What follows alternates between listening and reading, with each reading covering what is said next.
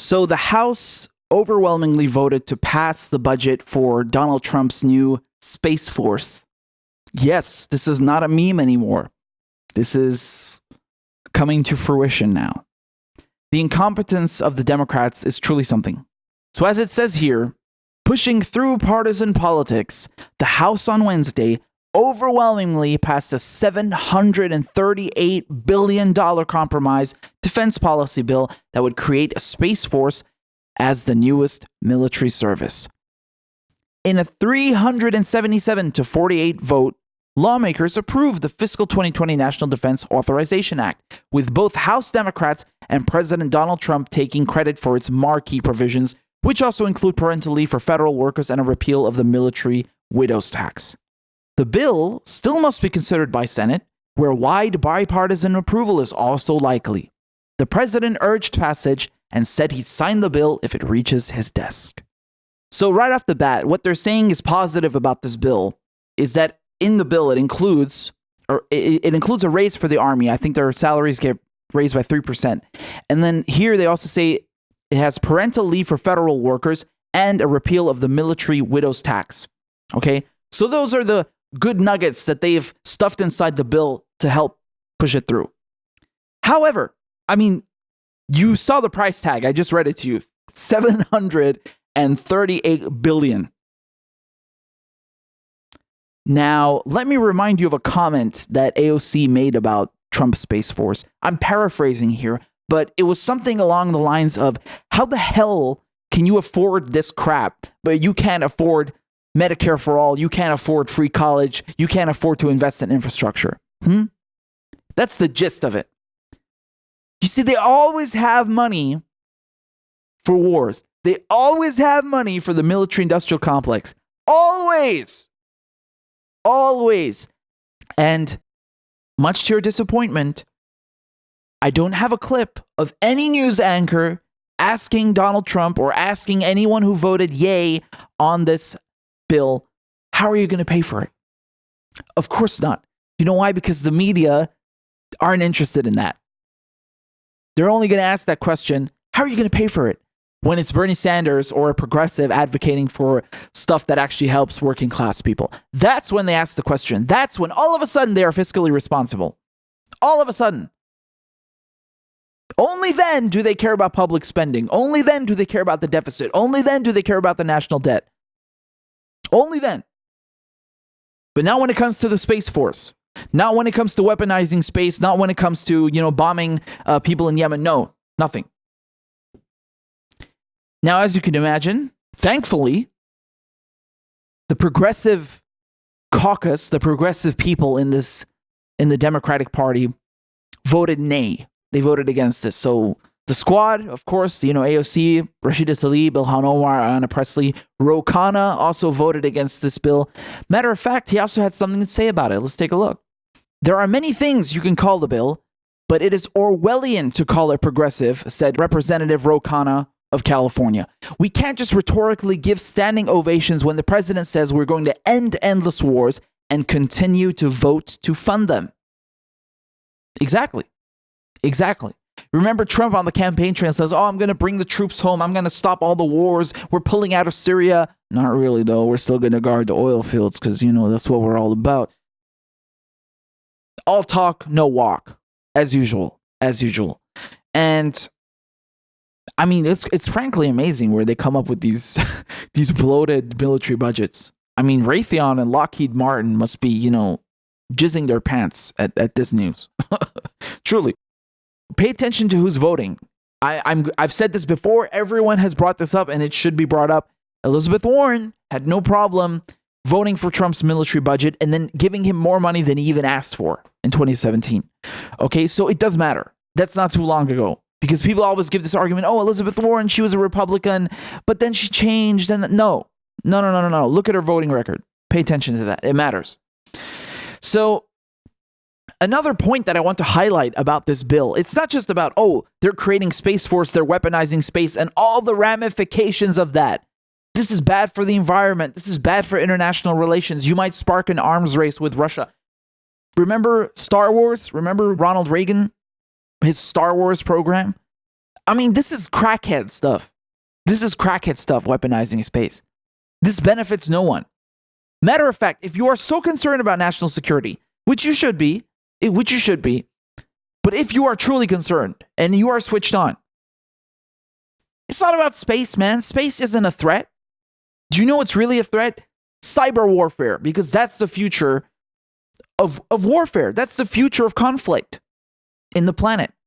Just look at what they did with Iran's nuclear centrifuges. They hacked them. They sabotaged them with a virus. Without dropping a single bomb, they sabotaged Iran's nuclear program. That's food for thought. Logically, given the advances in technology, given the Internet of Things, given the world that we live in currently, cyber warfare is what you need to be concerned about. Cybersecurity, defending against those kinds of attacks. And I don't mean Russiagate and meddling in elections. Yes, that's a concern, but it's larger than that. We're talking about infrastructure. We're talking about weapon systems being hacked. These are real threats, not space. If they had allocated that money towards cyber protections, I mean, that would make more sense and also be safer for the environment. But it's not just that. That's one point that I wanted to make. But another point that I need to raise is look at the incompetence of the Democrats. I mean, when I read you the first paragraph, what does it say? What does it say? Pushing through partisan politics. Oh, how noble. How awfully noble of these lovely Democrats to put their grievances aside, oh boy, and vote along with us, yes? Rather marvelous indeed. Good show. 377 voted yes. Only 48 voted no.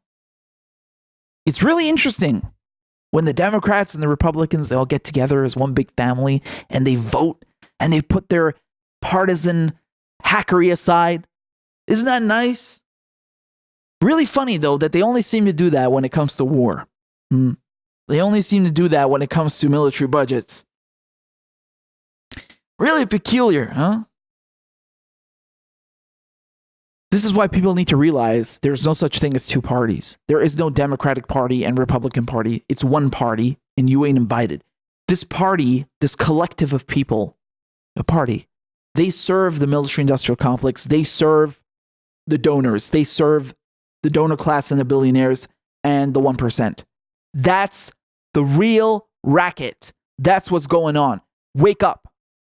Wake up. In the article, let me read you something which highlights the gross incompetence of the Democrats. Take a look. Still, the measure doesn't include many progressive national security priorities, such as limits on funding for Trump's signature border wall with Mexico, withdrawing U.S. support in Yemen's civil war, overturning Trump's transgender troop ban, requiring congressional approval for war with Iran, and repealing the 2002 authorization for the Iraq War. Exactly. You hit the nail on the head. This highlights how incompetent the Democrats are. Instead of asking for provisions, instead of negotiating, bargaining with the Republicans and with Trump and being like, yo, you really want your Space Force? You really want this budget? All right, then you have to stop supporting Saudi Arabia and their genocide in Yemen. Then you have to tone it down with this border wall nonsense. We're not having that. Then you need to repeal the authorization for the war in Iraq from 2002. You need to do all these things for us. But what do? No. As usual, they just hand Trump the money. They just give him what he wants. The Democrats are the biggest enablers of Trump. They are responsible for Trump. They cheated the elections last time. They put Hillary in the nomination. They lost to the orange clown. And then once he got into office, they just keep giving him everything he wants. They give him his military budget. They give him his money for the border wall. They give him this budget now for the Space Force. They don't do anything to oppose Trump. Nada. Nothing. So this nonsense, next time they tell you vote blue no matter who, no. Y'all ain't even blue. You're with them. You're enabling them. This is ridiculous and it's infuriating. It is infuriating. You remember that one time where something good actually had bipartisan support? Bernie Sanders' bill to stop U.S. support for the genocide in Yemen. It got through and it went to Trump's desk and Trump vetoed it. He refused to sign it. They could have made him sign it again now. They could have pressured him. They could have been like, yo, we're only giving you this if you sign that bill, which we all voted for, which got through the Senate. No, they don't care. It's whatever. It's riffraff. They don't care anymore. They are giving Trump and the Republicans and the right-wingers everything they want, serving it up to them on a silver platter. No strings attached. Here, honey, just take what you want. We don't care. You know why? Because we don't have any backbone. We don't actually stand for anything. We don't give a crap as long as you get our money from Nancy Pelosi. That's all we care about. We'll vote whatever way you want. The Democrats are spineless sacks of turds. That's what they are. That is what they are. Look at how they overwhelmingly voted for this thing without even objecting to it, without putting any provisions in there, just giving it away, as usual. I was not even surprised when I read that. I was not surprised. And this is nothing new. This ain't nothing new. It's always been like this, and it's always gonna be like this until you put progressives in the House and in the Senate.